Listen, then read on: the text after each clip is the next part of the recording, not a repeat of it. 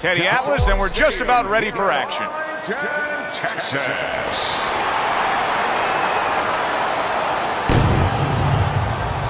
The Undertaker's got his eye on the prize. Look at that focus and determination during his ring walk.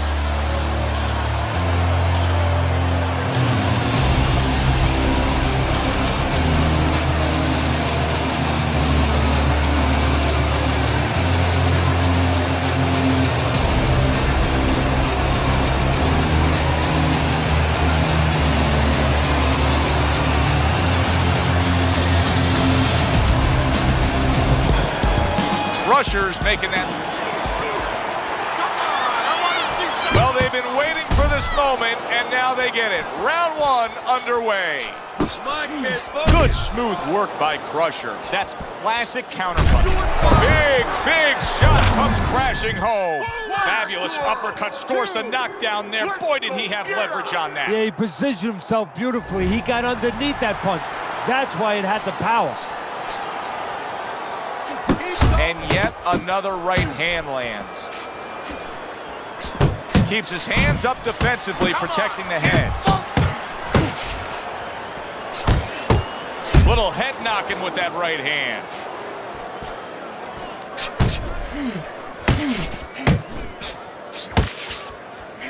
The Undertaker's jab lands well.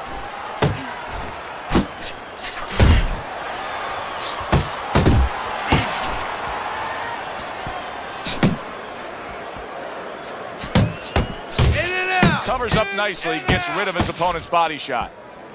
Halfway through round number one. The Undertaker's crumbled by that hook to the body.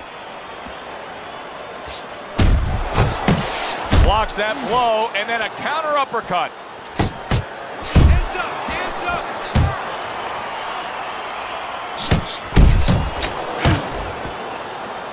up. Good job protecting himself. The Undertaker's banged by a right hand. Oh, he's hurt right there. He is hurt. You know, his opponent's doing a good job of just being patient now and looking for that one good shot. Well, you know, the landscape of this business, the history of this business is littered with guys that they've had someone hurt, they get a little careless, they get caught. He better watch out that he doesn't get put on that landscape.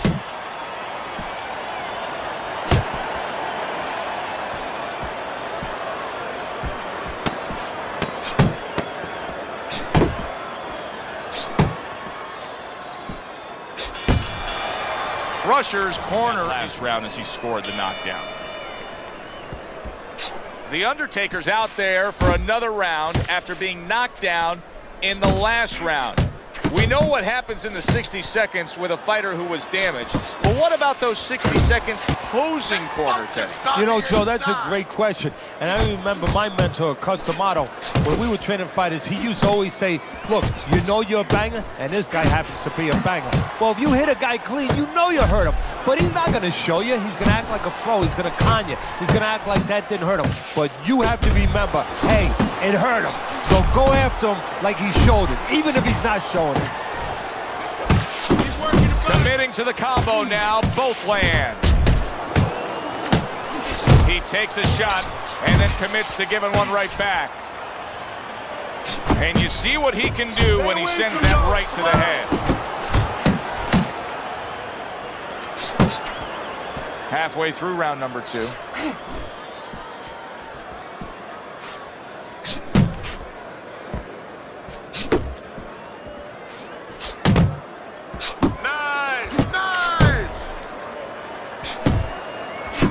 More than one punch downstairs, that can be damaging.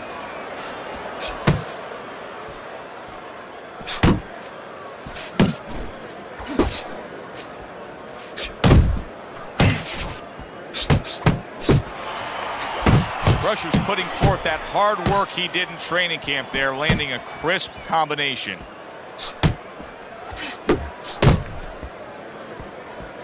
The Undertaker's able to land a good, solid left hand. Keep working the job. Crusher's blocking ability is doing well for him there. Final 10 seconds of round number two.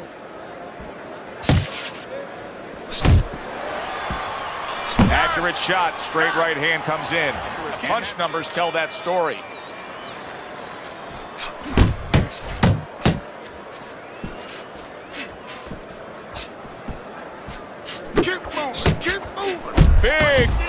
shot comes crashing home. Well, you go straight back, and you're going to pay a price. He paid a big one there. Teddy, I don't think he's got visions of sticking around too long. He's landed power punches early. Yeah. Crushers hit flush by a right hand.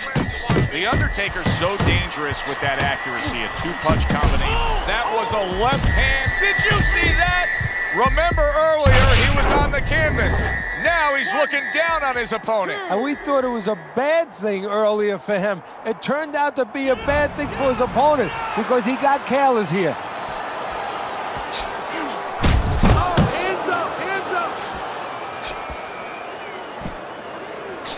The Undertaker's the kind of boxer that wants to do just that.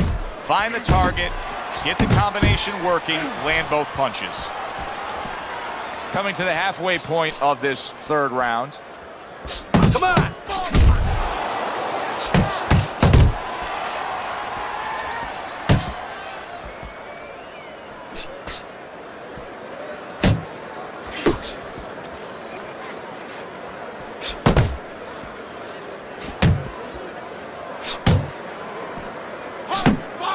Scoring with the right hand by Crusher.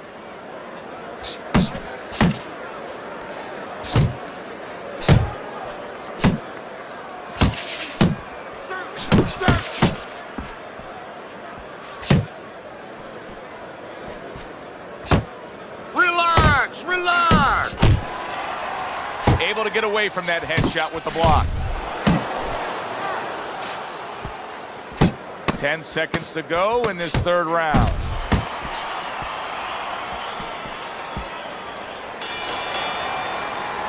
And that does it for this very close fight as we begin round number 4 here. Look at Teddy's scorecard. The Undertaker's been in this every step of the way. Teddy, even fight so far. How do you see it playing out? I see it playing out as a battle of attrition because it is even. Each guy working hard every round, contested every round. Whoever's in better shape, he's going to have his hand raised. Well, I don't know if he's hip to the idea of becoming a counterpuncher, but I get the sense you'd agree with it. Yeah, definitely. I mean, he's got the perfect platform, the perfect form for it. The guy's walking in right now, not moving his head much. He can time him, he can counter him.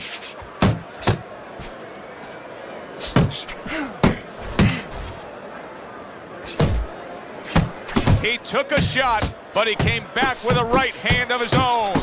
The Undertaker's combination punching is just perfect there. 3 punches landing. That's a stinging right hand by Crusher. 90 seconds to go here in this round. Solid straight right hand. Left hook, right hand, well done, especially to the body. Solid hook.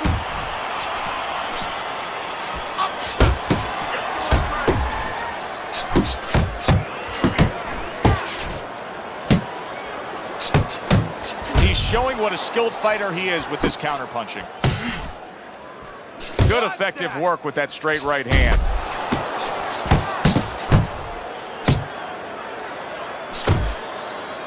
Nice work with the uppercut. Get inside, get inside. Oh, he took some damage, but he gave some back with the right hand. Wow, what an uppercut. 4th round now with its last 10 seconds. Good accurate hook by Crusher.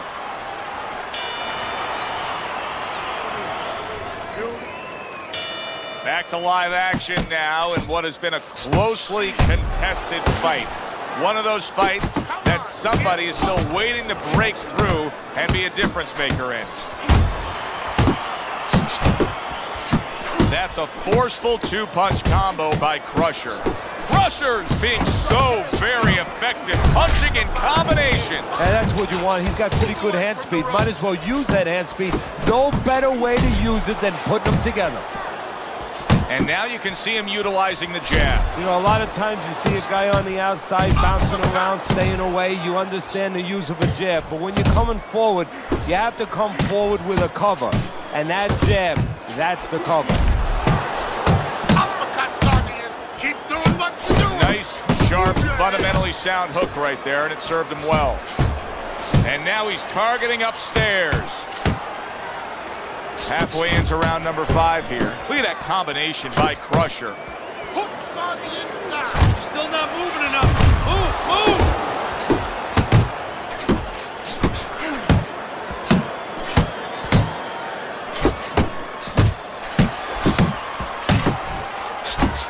A little something of his own. Blocks a shot, brings back the uppercut. Commits to the straight right.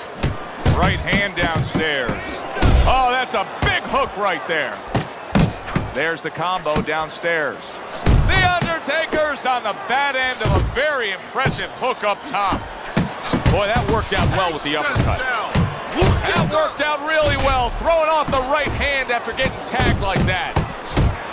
And you see what he can do when he sends that right to the head.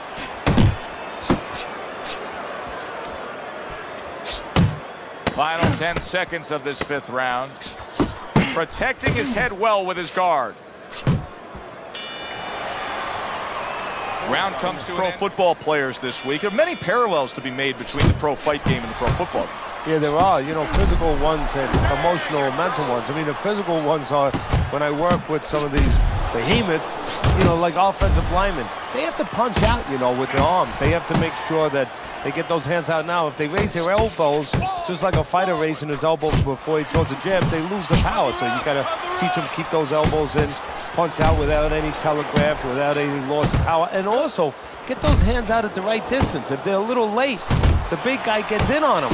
And now he can control him. And of course, the mental aspects of it, where they get into those dark rooms we talk about every once in a while, where they have to remember that they have control. They can make the choice. You know, you get in those dark rooms, you start to think that you lose control of the choice, that your opponent's making a choice for you. No, that's not the truth. Well, he goes to the gut with a right hand. The Undertaker's taken a lot of punishment with the right hand. Teddy, you've said many times, it's where you put your own head when you get hit by those right hands. Well, one place I can tell you where not to put it, in the middle. And he needs to move it to the left, outside that right hand.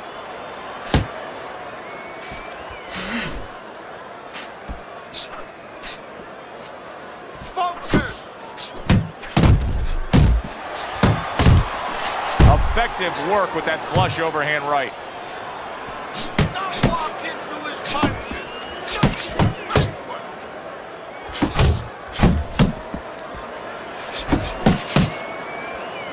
Move your head. Missed the body shot.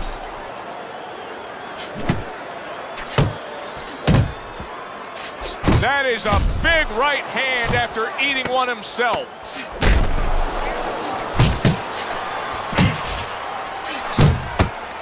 And now he's targeting upstairs, going to the judges' scorecards. I feel like I'm in Coney Island watching one of those hot dog eating contests where somebody's going to try to eat 50 of them, 60 of them. In other words, he's not worried how he's going to feel at the end of the night. Crusher's punch didn't come close. Well-targeted two-punch combo by Crusher. Keep it tight. Keep your head moving. Comes right back with some offense of his own.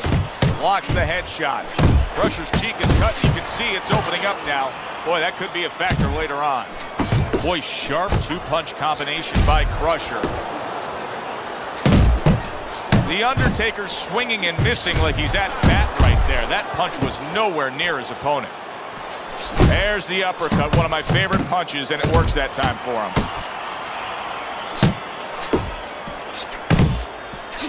Oh, and he returns fire with a left hand. A little head hunting with the right. Staying away from those headshots with his defense up top. Great hook to the head that time. Crusher's eye is really a mess now due to that cut. Now, if you're his opponent, it's got to be the primary target, I assume. You know, and that's the key word, assume. And a lot of people, a lot of fans do assume that you start aiming at that bullseye, so to speak.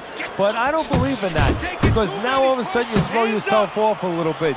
You start pitching punches to that exact spot instead of just fighting your fight, instead of just letting the jab go in the general direction of the head, set up the other punches. You don't want to get carried away for looking to pinpoint that exact spot. Overhand right can be so effective. Good job. It was sudden, it was fast, it was direct by Crusher. Crusher's just punching air that time. His opponent was able to get out of the way. Good defense upstairs to stay away from that offensive assault. Start of round number 8. Teddy, he does have a lead on your scorecard. Crusher's been able to do what he wants in these middle rounds, but with only a few rounds left, he cannot afford a mistake. Well, those are the rounds, you know, a lot of people call those late rounds the championship rounds. Whatever you want to call them, they're the rounds that you get tested. They're the rounds that separate people, separate ordinary fighters from top fighters. Good defensive skill. The Undertaker's proving to be elusive. He digs it. He is damaged badly there. He may hit the floor. Oh, that's gotta hurt. And he crashes to the canvas once again. He's gotten up before. What about this time? 3, 4, 5. So he goes down, but able to get up to his feet. Teddy, what should he be thinking about now? Well, right now, just surviving, but if he survives, then he better figure out why he was put on the floor. The halfway point of round number 8. Keep working the jab. And now the ref gets involved and warns him for headbutting. Good return fire that time. A headshot blocked. Right to the head with that right. And he's able to land another body shot, and that's like putting money in the bank, Teddy. Yeah, he's going to get interest later on. The interest is... And bang, and away he goes. Oh, he doesn't look good. He just went down, and not the way he wanted it to go. No, he's standing on the outside, Joe. He shouldn't be standing there. The old-timers would say, take a walk around the block. He went down from a big shot. Now he's got to have some big guts to move along. You're going to find out exactly what he's made of. Big shot there. Knocked down again. Unreal. Now you got to wonder what the corner's thinking. Are they going to stop this? 4, 5, 6. The Undertaker's ability to get up from that knockdown has to be admired. But I don't know that this fight's going to go much longer here. Well, if he doesn't grab on, it's not. That is boxing 101. A nice, crisp, calm a guy down after he scored a knockdown. That's a really great point, because a lot of times that can be the turning point, but not for your guy that scored the knockdown, for the other guy. Because sometimes when you score a knockdown, you start to think it's going to be an easy night. And you forget what you knew when you came in. That wasn't going to be an easy night. You're going to have to bring all the tools out of the tool shed. And it's important to remember that. And he just turns that hook up top, and it does damage.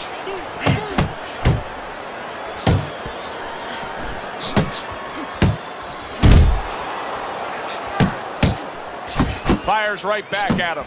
Crusher's ability to utilize this jab, fighting on the outside, has been so critical in what we've seen on the scorecard so far. Why so, Teddy? Because it's not a common jab. You know, he reminds me, believe it or not, of Hector Camacho, the former junior lightweight champion, because he throws a trip hammer jab. You know, usually you turn that jab. And yet another big shot comes in. That was a big shot that floored him, and it's a big shot that may end him right here. That looked like the great pitcher, Great Maddox, his sinker ball. Boy, it went down quick. 8, 9, 10. That's it. The fight is over. Crusher's gunned down yet another opponent. A knockout victory. Ladies and gentlemen, by way of knockouts, your winner, Crusher.